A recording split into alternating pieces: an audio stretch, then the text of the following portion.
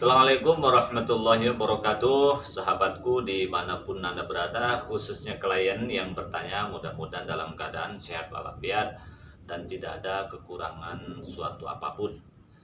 Saya ada di kantor urusan agama Kecamatan Batu Haji, ini tepatnya di ruang pelaminan ya. Jadi kalau di Kecamatan Batu Haji kalau mau menikah, biasanya kalau nikahnya di kantor di ruangan ini. Mudah-mudahan tempatnya juga baik. Saya ingin menjawab pertanyaan dari seorang RT bahwa dia ada laki-laki perempuan minta cepat nikahkan atau minta bantu Pak RT itu untuk dinikahkan dengan alasan ya wanita ini sudah hamil. Kalau tidak cepat dinikahkan katanya nanti lahir anaknya bapaknya tidak ada. Sementara mau dinikahkan melalui kantor urusan agama artinya resmi, rupanya proses gugatan cerainya ke pengadilan belum final, artinya belum inkrah, tetapi yang laki-lakinya masih bujang ya. Lalu bolehkah saya menikahkan siri wanita dengan laki-laki seperti itu? Oke. Nah, maka saya jawab. Nanti Pak RT insya Allah dapat dari soalan ini jawaban saya, dan nanti ini juga akan saya bagikan kepada yang lain. Mungkin juga ada persoalan yang sama ya. Jadi belum final pengadilan sudah melangsungkan akad nikah, bolehkah itu? Ya, saya jawab satu persatu. Kalau nikah di KUA pasti tidak boleh. Kenapa? Karena kalau dia mencantumkan status janda, dibuktikan dulu mana surat cerainya atau kematian suaminya. Oke, jelas ya. Yang kedua, kalau ingin nikah siri, saya minta itu jangan. Andaikan sah pun pernikahan juga bermasalah. Ini misalnya andaikan sah. Karena nikah siri itu sebenarnya pernikahan yang tidak tercatat di kantor urusan agama. Nah, dalam kasus ini ada beberapa hal untuk Pak RT pertimbangkan. Yang pertama, yang ngajukan gugatan cerai ini kan pihak perempuan. Oke?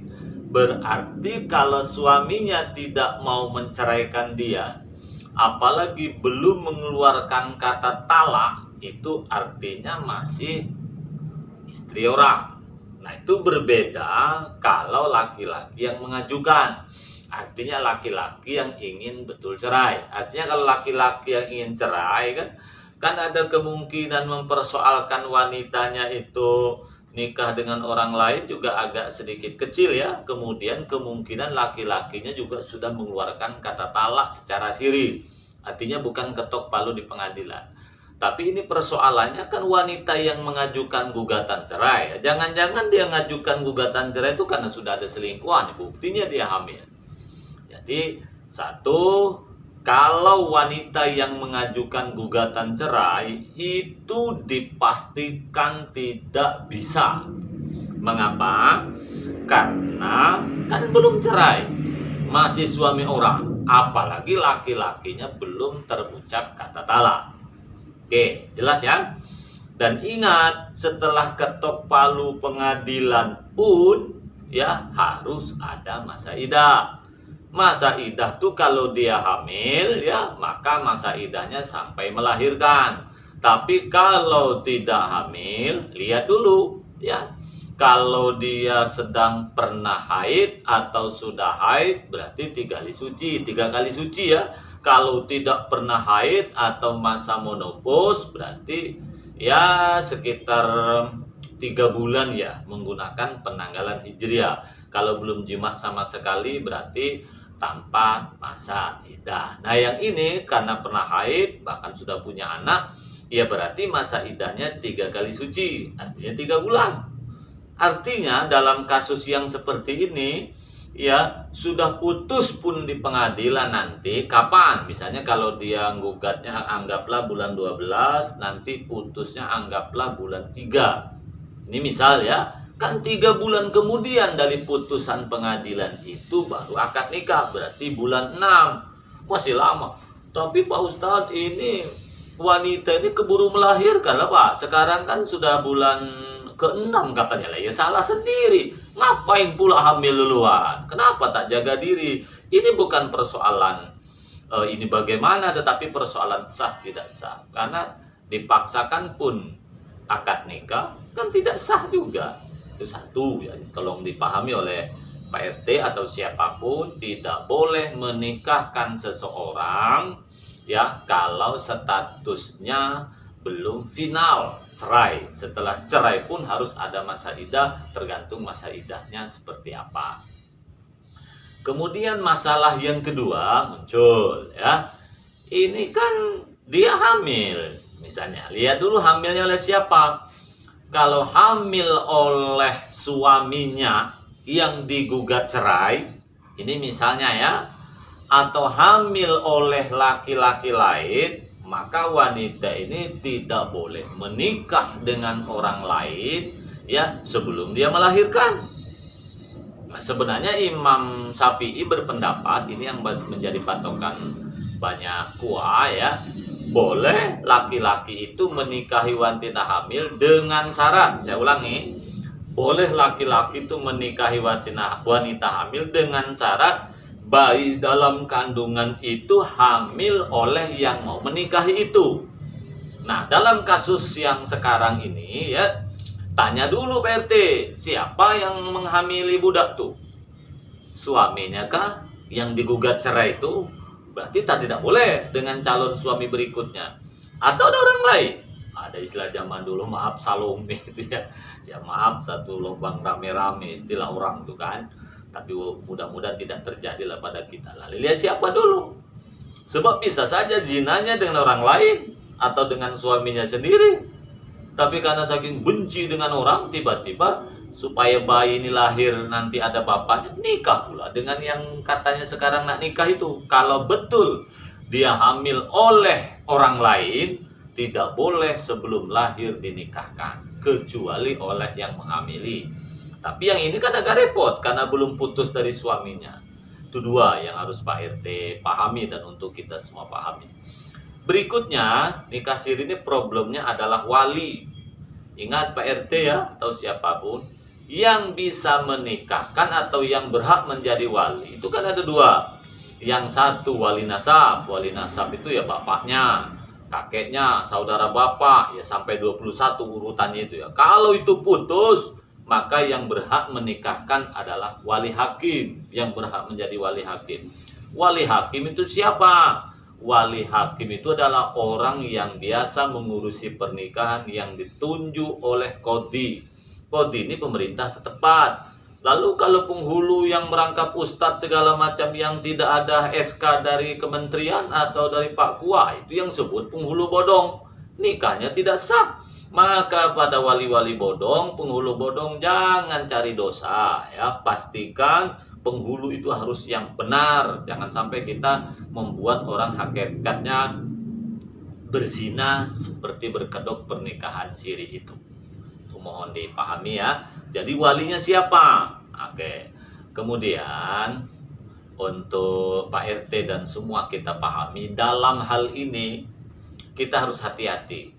Kalau kita menyelenggarakan pernikahan siri atau minimal membantu terlaksananya nikah siri, ada pihak yang dirugikan, bisa masuk penjara.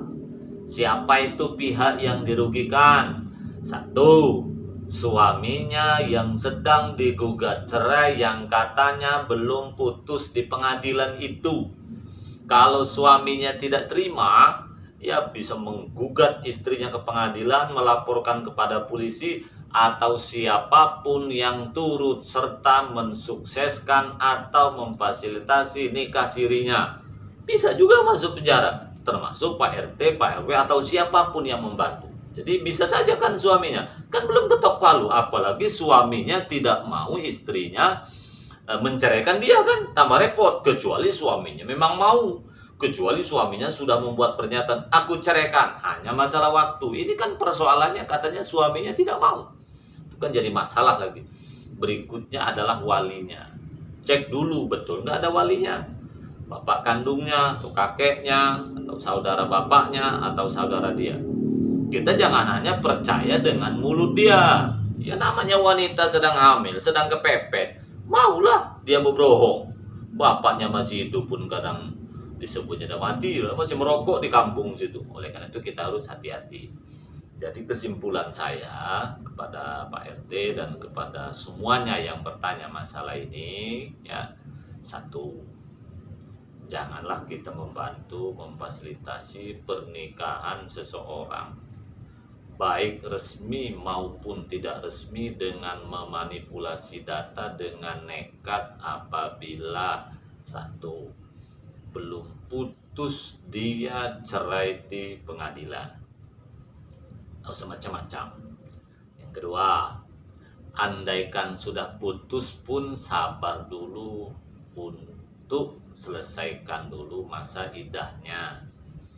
Kalau masalah muncul, Pak, itu bayi dalam kandungan kan sebentar lagi akan keluar. Sementara kalau nunggu putusan pengadilan ditambah pula masa iddah, nanti kan kasihan anaknya, Pak.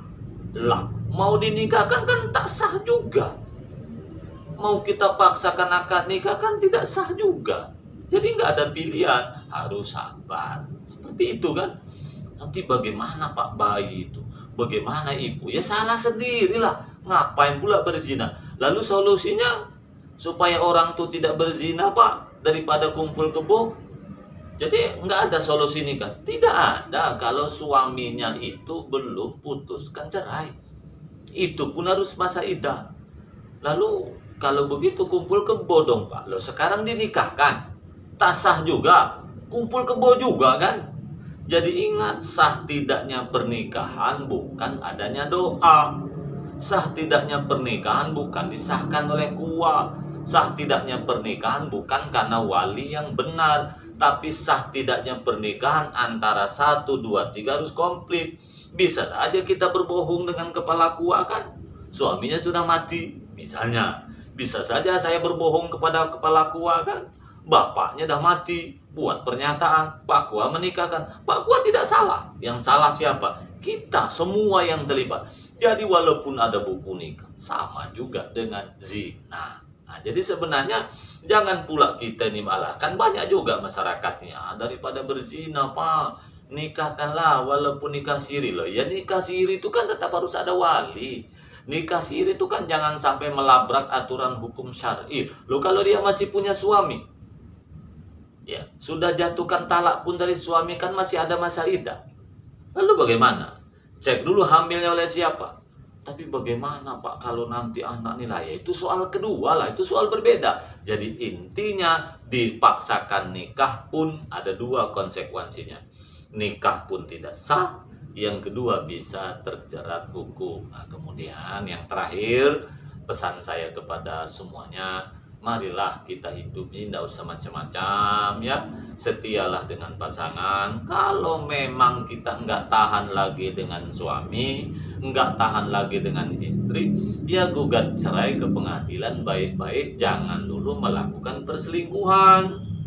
Selingkuhnya ya maaf kalau memang harus selingkuh ya, putuskan dulu perceraiannya, kemudian langsungkan pernikahan dengan baik. Putuskan dulu perceraiannya, setelah selesai masa iddah silahkan berembuk, silahkan mencari pasangan baru. Ini belum putus cerai, menggugat pun belum, sudah pula main gila dengan laki-laki lain atau dengan wanita lain, itu salah sendiri. Oleh karena itu mari kita doakan mudah-mudahan orang yang berkasus ini segera bertobat kepada Allah Subhanahu wa taala dan diberikan kemudahan proses cerainya di pengadilan. Dan saya berharap kepada suaminya juga ya sudahlah, ikhlaskan saja kalau memang mau, kalau tidak ya laporkan aja ke polisi pun tidak apa-apa juga. Untuk pelajaran kita berikutnya kepada Pak RT yang bertanya, tolong tidak usah macam-macam, kita hidup ini hidup cuma sekali. Kalau sudah tahan polisi nanti pusing pula kepala kita. Kepada semua pihak yang mengetahui hal ini, tolong juga apa yang saya sampaikan ini sampaikan juga kepada yang bersangkutan atau yang mengalami nasib hal yang sama, agar semua kita terhindar dari dosa dan penjara. Saya kira itu cukup sekian. Wassalamualaikum warahmatullahi wabarakatuh.